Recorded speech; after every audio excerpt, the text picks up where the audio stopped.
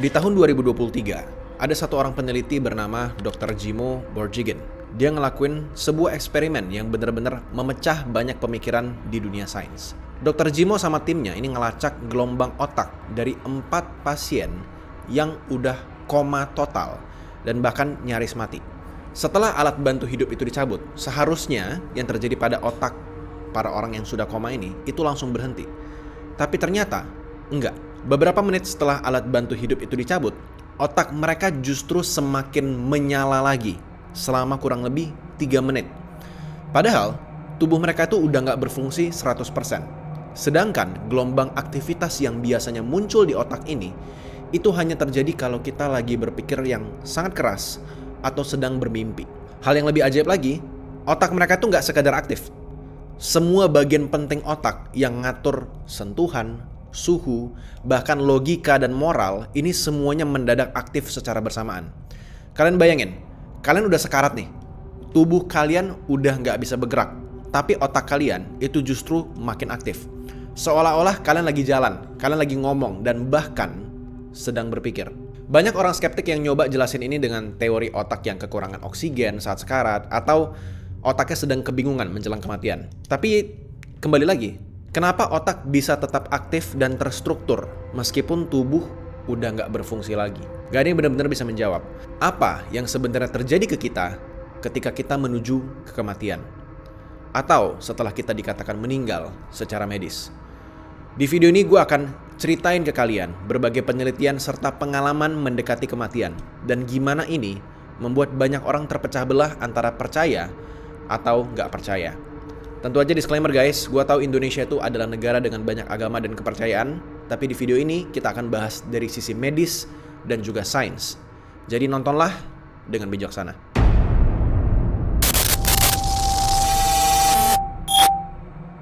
Halo semuanya, nama gue Josh Gultom. Channel Stigma ini atau Skeptik Bersama ini adalah tempat di mana kalian bisa dengar banyak cerita yang bikin kalian skeptis. Kita sajin dengan visual dan audio yang bagus untuk entertainment kalian di saat kalian makan siang ataupun sebelum tidur. Channel ini masih sangat baru guys, jadi gue dan tim Stigma butuh bantuan kalian dengan subscribe channel ini biar algoritmanya lebih push channel ini ke lebih banyak orang dan kita bisa terus produksi video-video baru lainnya. Jadi dengan dukungan kalian kita bisa terus produksi video yang baru. Kalau kalian suka sama video-video yang kita produksi dan mau ngedukung kita secara langsung, kalian juga bisa donasi langsung dan traktirin tim Stigma via Yap di link di deskripsi di bawah. Di Yap, kalian juga bisa kasih pesan-pesan ke kita secara langsung dan secara personal. Mau itu request konten video ataupun lainnya. Dan tentu aja karena kita masih di bulan Januari, kita ada bagi-bagi hadiah 200.000 dalam bentuk dolar kripto USDT buat kalian yang ngejawab kuis yang kita selipin di tengah-tengah video ini. Thank you guys, gak usah banyak bacot lagi, kita masuk ke video ini. Pada tahun 1943, ada seorang psikiater muda bernama George G. Ritchie yang meninggal dadakan di usia muda. Waktu itu, George lagi ikut pelatihan medis militer dan tiba-tiba dia jatuh sakit dan ini sangat parah. Dia kena pneumonia atau infeksi paru-paru. Pada saat itu rumah sakit tiba-tiba penuh dan gak ada yang bisa nanganin George sama sekali. George pun akhirnya dibiarkan sendiri hampir 24 jam tanpa penanganan medis. Dan disinilah napas terakhirnya berhenti. Tubuhnya mulai dingin, nafasnya berhenti, dan dia pun resmi dinyatakan sebagai meninggal. 9 menit setelah dia dinyatakan meninggal, petugas kamar mayat merasa ada yang gak beres sama George ini. Entah kenapa, dia dapat dorongan untuk tiba-tiba mau memberikan suntikan adrenalin ke tubuh George. Dan tiba-tiba itu juga, jasad George bangkit dan dia duduk. Dia berdiri dan dia berjalan, seolah-olah gak terjadi apa-apa. Penyakit George yang sebelumnya membuat dia sekarat, langsung sembuh begitu aja. Pneumonia-nya tiba-tiba hilang. Dia tiba-tiba sehat. Tapi yang bikin dia kebingungan, bukan keajaiban dia sembuh, tapi soal pengalaman yang dia rasain waktu dia sempat mati. George bilang dia ngerasa keluar dari tubuhnya. Dia ngelihat sekeliling rumah sakit dari luar tubuhnya itu. Dia berusaha pulang ke kotanya, yaitu di Virginia. Tapi yang aneh di sini, gak ada satupun orang yang bisa ngelihat dia ataupun ngedenger suara dia. Jadi dia ngerasa seolah-olah dia ada di dunia yang berbeda, di dimensi lain yang gak bisa dijelasin. Dan ini bukan mimpi. 20 tahun setelah kejadian itu, George akhirnya cerita pengalaman tersebut ke satu orang, namanya adalah Raymond Moody. Dia adalah seorang penulis dan dokter muda. Cerita George ini bikin Moody penasaran, dan Moody mulai wawancara orang-orang yang ngalamin hal serupa. Dia ngumpulin data dan dia nemuin pola yang luar biasa unik. Dari situ, dia ngenalin istilah yang namanya adalah Near Death Experience atau NDE. NDE ini adalah pengalaman mendekati kematian. Dan bukunya Moody yang bernama Life After Life yang ngebahas ini langsung meledak. Penelitian tentang NDE jadi bahan obrolan serius di dunia medis setelah buku ini keluar. Semakin banyak data yang dikumpulkan, semakin jelas satu hal. Pengalaman orang yang mati ternyata punya pola yang mirip, hampir identik bahkan. Terlalu mirip untuk kita anggap sebagai kebetulan. Banyak ilmuwan yang melakukan percobaan ataupun eksperimen dengan NDE ini. Dan walaupun banyak sekali agama yang menjelaskan apa yang terjadi kepada jiwa atau roh ketika kita sudah meninggal, dunia sains itu tuh masih ingin terus mencari jawaban konkret. Karena ilmu sains seperti yang kita tahu, ini selalu terpaku dengan hal yang empiris atau sesuatu yang bisa dibuktikan. Apakah benar roh itu beneran ada? Karena kita belum bisa membuktikannya secara sains. Atau kita sebagai manusia setelah meninggal hanya menjadi mayat yang tidak ada rohnya. Orang yang gak percaya dengan hidup setelah kematian itu percaya bahwa setelah kita meninggal ya cuman kegelapan aja, kehampaan, ketiadaan. Kita cuman hilang aja. Tapi ada satu ilmuwan yang mencoba mencari jawaban tentang hal ini, dan hasil penelitiannya menjawab rasa penasaran kita ini. Sebuah eksperimen yang menyatakan bahwa roh kita itu exist dan bisa dibuktikan secara sains.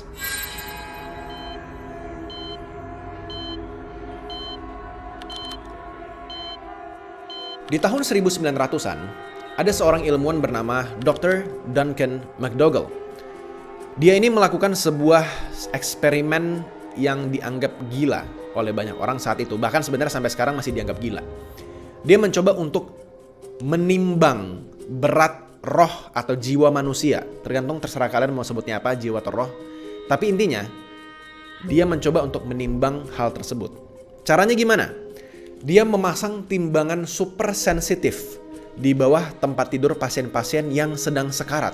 Nah, begitu pasien itu meninggal, somehow berat tubuh mereka tuh tiba-tiba berkurang.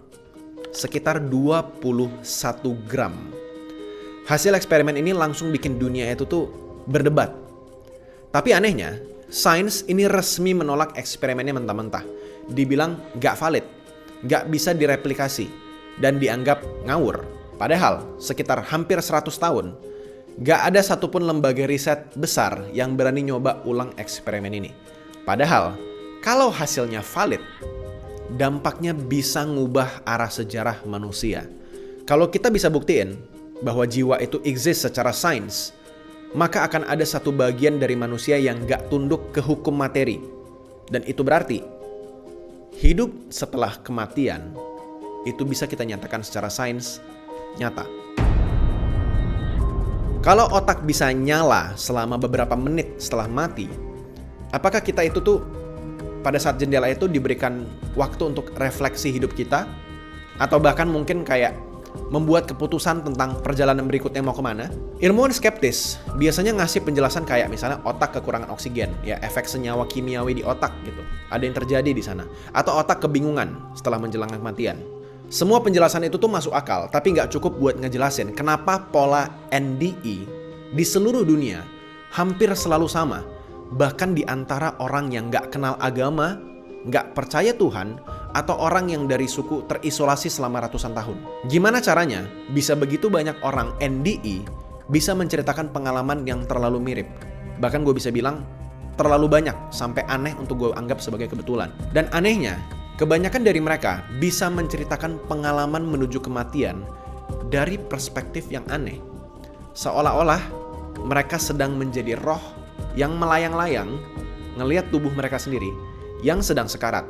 Dan kejadian ini juga diteliti oleh seorang ilmuwan bernama Dr. Michael Sabum.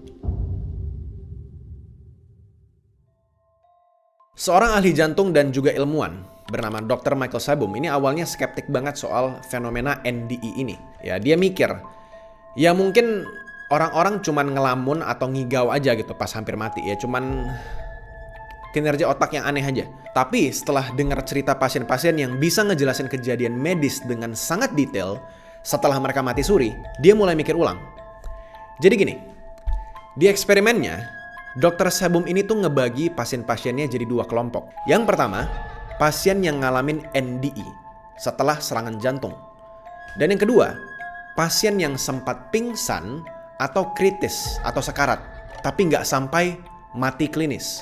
Kedua kelompok ini itu disuruh menjelaskan apa yang terjadi waktu proses CPR, apa yang digunakan, siapa aja yang ada di dalam ruangan, suara apa aja yang kedengaran ketika mereka sedang dibangkitkan untuk hidup kembali. Dan hasilnya, yang nggak ngalamin NDE, ini jawabannya ngawur banget. Ada yang bilang mereka dapat alat kejut di jantung, itu dipakein di kepala. Ada yang bilang dokter itu nyuntikin ke jantung mereka, kayak di film-film gitu ya. Perlu kalian tahu di film-film itu semuanya nggak akurat ya. Intinya, banyak cerita mereka tuh yang nggak masuk akal dan nggak sinkron sama sekali. Tapi bagi mereka yang ngalamin NDE, jawabannya itu sangat rinci. Mereka bisa menjelaskan urutan tindakan medis yang benar-benar terjadi. Warna sarung tangan dokter itu warna apa? Posisi tubuh mereka itu lagi kayak gimana? Sampai suara alat medis yang cuman bisa didengar sama tenaga medis di ruangan tersebut. Mereka bisa mendeskripsikan semuanya seolah-olah mereka ngeliat semua itu dari luar tubuh mereka. Dan gue mau reminder ke kalian ya, orang-orang yang ngalamin NDE ini itu benar-benar dalam kondisi tidak sadar. Mereka tuh literally mati. Dan mereka bisa menceritakan itu semua dengan sangat detail. Dan ternyata ini bukan kasus yang pertama. Banyak banget peneliti lain yang nemuin pola yang sama. Semakin banyak orang yang ngalamin NDE, semakin banyak cerita yang mirip. Mereka bisa ngelihat tubuh mereka sendiri secara literal. Jadi mereka mati, tapi somehow di kesadaran mereka bisa ngelihat tubuh mereka sendiri. Mereka ngelihat dokter sedang berjuang menghidupi diri mereka yang sudah mati. Dan itu semua terjadi saat otak mereka udah seharusnya mati. Dan ada beberapa dokter yang ngelaporin hal serupa juga. Salah satunya adalah Dr. Carl Green. Ini adalah seorang ahli bedah saraf yang sempat dengar cerita pasiennya soal apa yang terjadi di ruangan operasi. Padahal pasien itu udah flatline, nggak ada lagi detak jantung sama sekali. Dan pengalaman NDE seperti ini nggak cuma terjadi di ruang operasi aja guys.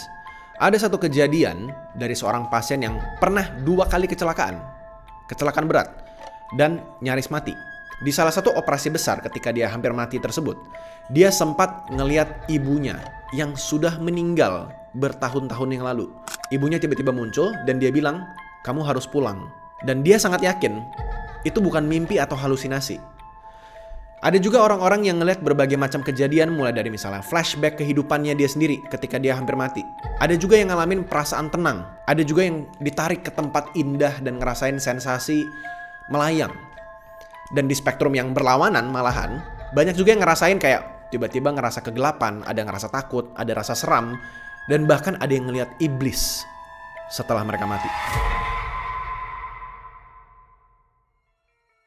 Di tahun 1791, seorang jenderal Inggris bernama Francis Beaufort ini sempat tenggelam dan nyaris mati. Setelah diselamatkan, dia cerita kalau dia ngalamin ketenangan total dan ngelihat seluruh hidupnya itu tiba-tiba berputar semuanya di depan mata. Dia ngalamin flashback sangat cepat. Waktu itu belum ada yang namanya NDE, istilah itu belum ada. Tapi apa yang dia ceritain itu mirip banget sama cerita-cerita orang sekarang. Ada juga Dr. Mary Neal. Dia adalah seorang ahli bedah ortopedi yang ngalamin NDE selama 30 menit setelah tenggelam di sungai di Chile. Tubuhnya itu udah membiru, udah basically mati pas ditarik keluar. Tapi yang dia ingat bukan rasa sakit atau panik. Dia ingat ketemu dengan sosok spiritual yang tiba-tiba datang ke dia dan ngomong, "Kami udah kenal kamu sejak awal." Dan dia yakin ini bukan keluarga dia, tapi ada entitas lain yang udah nungguin dia dari dulu. Lalu ada kasus lain yang cukup aneh juga, datang dari seorang yang bernama Don Piper. Dia adalah korban tabrak truk tronton yang secara medis sebenarnya udah mati selama 90 menit. Dan Don Piper ini bilang dia ketemu orang-orang terdekat yang udah meninggal.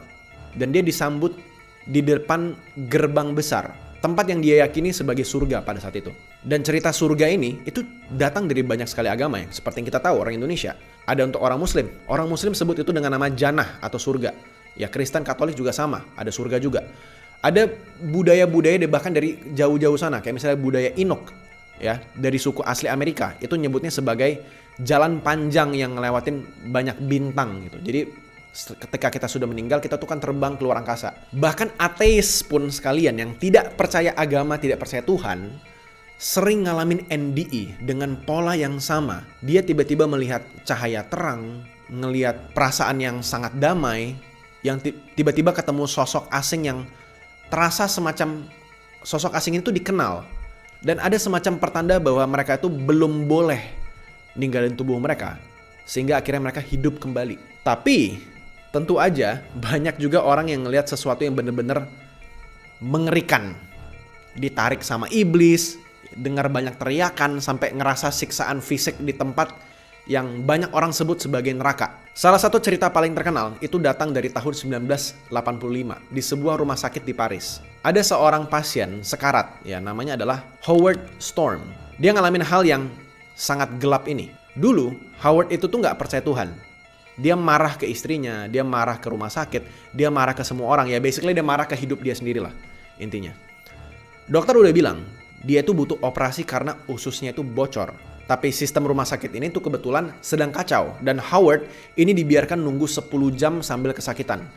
Sampai akhirnya rasa sakit itu hilang dari tubuh dia. Tapi bukan karena sembuh. Tapi karena dia udah ninggalin tubuhnya sendiri. Howard itu bangun, tapi bukan di realitas dunia seperti biasanya. Dia ngelihat sosok tinggi berbaju hitam yang nyuruh dia masuk ke dalam lorong gelap ceritanya. Awalnya dia ngelihat sosok hitam itu seperti petugas medis. Tapi makin jauh dia ikutin, cahayanya semakin redup dan lorong itu berubah jadi tempat yang benar-benar menyeramkan kata dia. Sosok-sosok itu mulai nunjukin wajah aslinya. Dan di sini mereka mulai nyerang Howard. Dia dipukul, diseret, dan bahkan tubuhnya tuh dirobek-robek. Dan dia bukan cuma ngerasain rasa sakit secara fisik, tapi juga rasa sakit yang katanya menghancurkan jiwa dia katanya. Howard bilang itu tuh pengalaman yang paling mengerikan yang pernah dialamin seumur hidup dia. Dan di titik itu, satu-satunya hal yang muncul di pikiran dia cuma satu kata, yaitu adalah praying atau doa. Dia mulai minta tolong, ya meskipun dia sebenarnya gak percaya sama Tuhan juga. Dan tiba-tiba ketika dia lagi berdoa itu, sesuatu tiba-tiba muncul. Ada tiba-tiba cahaya, ada rasa hangat yang tiba-tiba muncul di depan dia. Lalu tiba-tiba Howard ini ditarik keluar dari tempat itu. Dan dia masuk ke ruangan yang dia deskripsikan sebagai ruangan yang terang dan penuh dengan kasih dan pengampunan. Dia somehow menyebutkannya seperti itu. Di sana dia ngelihat kehidupannya lagi, seperti flashback lagi. Tapi kali ini dia bukan cuma ngelihat dari sudut pandangnya sendiri. Dia bisa ngerasain perasaan orang-orang lain. Setelah dia nonton semua itu, dia sadar bahwa hidupnya itu penuh dengan kemarahan, penuh dengan kegagalan, penuh dengan emosi yang terlalu berlebihan. Dan somehow dia diberi kesempatan buat balik lagi dan benerin semuanya. Dia kembali ke tubuhnya dan hidup lagi untuk kedua kalinya. Dan Howard bukan satu-satunya yang ngalamin hal ini. Walaupun pengalaman NDE yang gelap lebih jarang kelihatan dan kedengaran, pola ceritanya selalu konsisten. Banyak orang yang ngalamin penyiksaan secara spiritual, ngelihat rasa hampa, melihat makhluk-makhluk aneh, iblis bahkan, dan suara jeritan yang ya nggak berhenti kemana-mana lah. Basically dia ngeliat neraka. Bahkan beberapa ngelihat makhluk yang tadinya manusia, tiba-tiba berubah jadi sesuatu yang jadi hal lain, kayak cerita si Howard tadi. Dan lucunya, setelah gue teliti secara pribadi, cerita yang gelap ini somehow sesuai dengan neraka agama masing-masing. Kalau seumur hidup seseorang ini, ya dia ngedengar cerita neraka yang versi Kristen misalnya, maka lingkungan neraka yang dia lihat itu sesuai dengan Kristen. Kalau misalnya dia Muslim, dia akan ngelihat dia jatuh dari Shirathul Mustaqim. Kalau dia agamanya Buddha, dia ngelihat dia dihakimi di neraka dan mau dilempar ke neraka yang sesuai sama level karmanya dia. Bener-bener macam-macam tipe-tipe nerakanya. Untuk menangin hadiah 200.000 cash di video kali ini, kalian cukup tuliskan di kolom komentar cerita NDE yang pernah kalian dengar. Bisa dari internet, bisa dari orang yang beneran kalian kenal bahkan. Kita buat kolom komentar penuh dengan cerita-cerita NDE dan jadiin kolom komentar tempat diskusi. Gue akan pilih cerita secara random dari kalian dan yang beruntung akan menang 200.000 dalam bentuk crypto stablecoin USDT. Lalu di kolom komentar kalian selipin kata rendang daging. Biar gue bisa bedain mana yang mencoba jawab kuis dan mana yang komen biasa. Pemenang akan diumumkan 10 hari setelah video ini tayang ke publik. Jadi pastiin kalian sudah subscribe dan datang lagi ke video ini untuk cek apakah kalian menang atau enggak. Kalau kalian mau support channel ini, kalian juga bisa bantu dengan cara like, comment, dan share. Atau juga bisa klik link yang ada di deskripsi di bawah. Kalau kalian mau nonton video Stigma lainnya, silahkan cek video di kiri kanan ini. Kita ketemu lagi di kesempatan berikutnya. Thank you guys sudah nonton sampai akhir. Bye-bye.